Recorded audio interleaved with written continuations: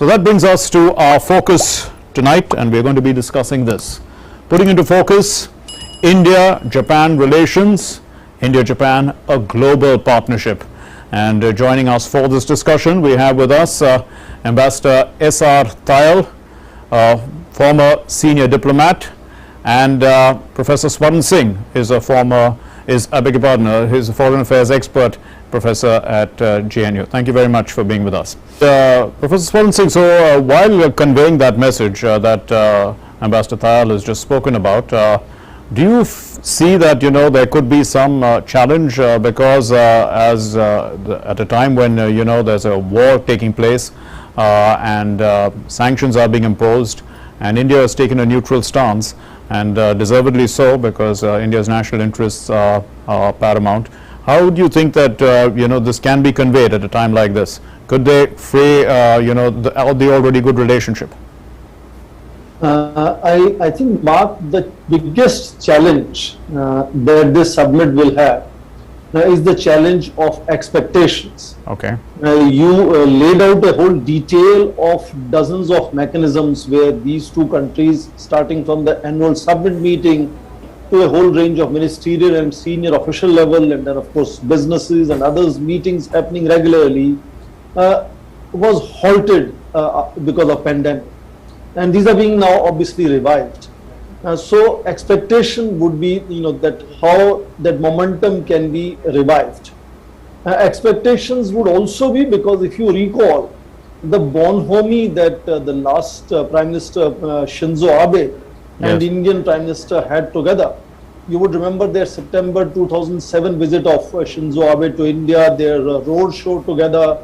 And of course, last year, Prime Minister Shinzo Abe was conferred Padma Vibhushan, the second highest civilian award of India. He's known as a friend of India. He's known as a brain behind this whole Asia-Pacific community and Indo-Pacific formulations, etc. So to step into that kind of bonhomie and equation with Indian Prime Minister would again have expectations. Yes. Expectations would also then flow from what you just mentioned, from the immediate context. And you have to look at this visit as a beginning of a spate of visits that are going to happen now within this month at ministerial level, at senior official level from various Western countries. And of course, online summit meeting in middle of his own election. Scott Morrison of Australia, the Prime Minister of Australia, is willing to have an online conversation with the Indian Prime Minister, which begins to be looked upon as if, you know, then again the expectation would be how far Japanese Prime Minister can wean India away from buying oil and other commodities from Russia, because entire West is today trying to sort of more or less isolate economically Russia. Right. And, you know, so multiple expectations of multiple stakeholders. Western nations have their own expectations from this visit. Then there are expectations of what they will do together to revive that momentum of focus on Indo-Pacific, multiple projects in the bilateral context.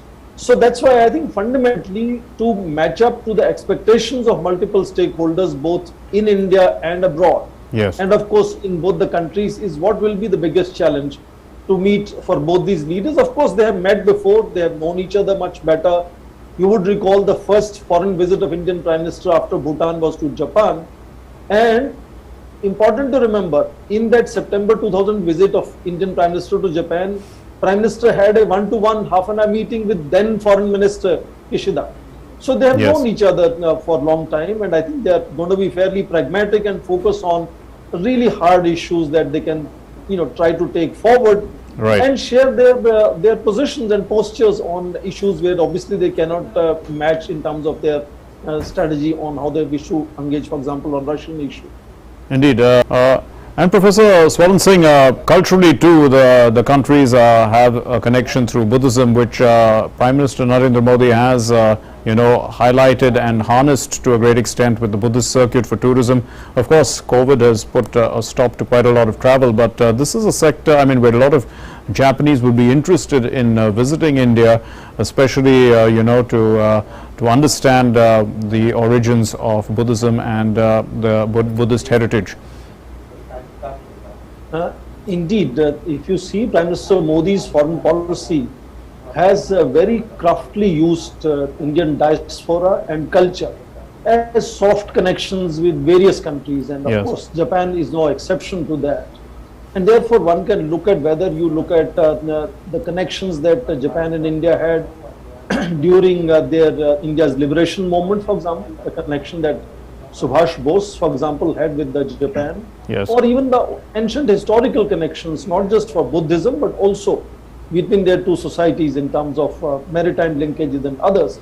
And they provide kind of a very fertile ground on which, current relationships of trade, commerce, investments can be carried forward with much leisure and much confidence. Yes. So that explains, for example, how in last 20 years, Japan, you gave annual figures, but collectively, cumulatively has invested over $32 billion in India. Right. Now, that's an enormous amount. Even for the pandemic, the Quad meeting had agreed that Japan is going to invest about $100 million into India producing those vaccines for the entire Indo-Pacific region.